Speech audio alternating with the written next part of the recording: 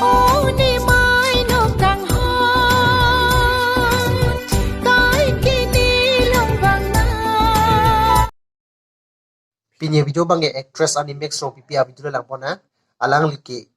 seri hun pa video sta me parjano lo lasia ke chengsi kadom karbi sodan to family. I hope you are all doing good tonon a video lang et ana lam ko che tham thunang don tum de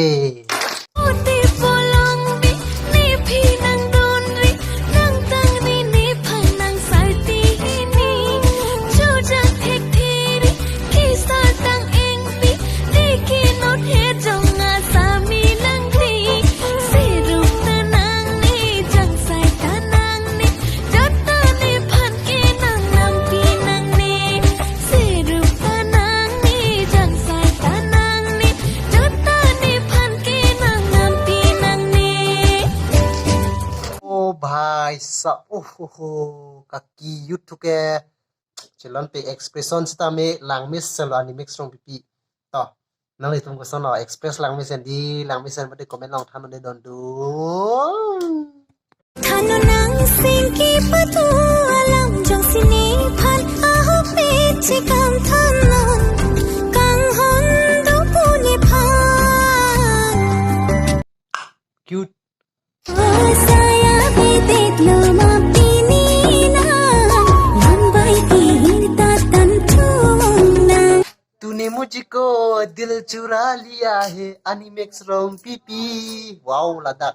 5 से लद्दाख से को cute हुआ मो पोट बेन stand on next video से cute channel में डालना लंग बन सुना दे sakhi tuji nang dong nang rai dam te masa pache se rai nang pen si che the ki wang ni ani wa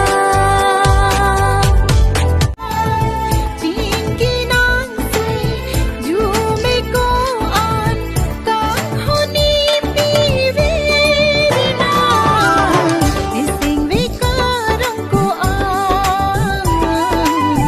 ising vi ka rang ko an o ni mai no kang ho drone shot pen mai hidi te lang mi u son di don to makalima drone shot mai hidi te lang mi u pui ni lang sta arume no the lang u sta drone shot pen mai hidi te lang thu me pi likar biang lo na ko an ni ke lang abulon ke mi yo to tan de video pine me daksi pa jot kok bodon to na sin dili channel ki bilang pre subscribe na la pen non next video sta mi lang le tum non ke long ji phat to tan te bye bye de don tum do me thak ni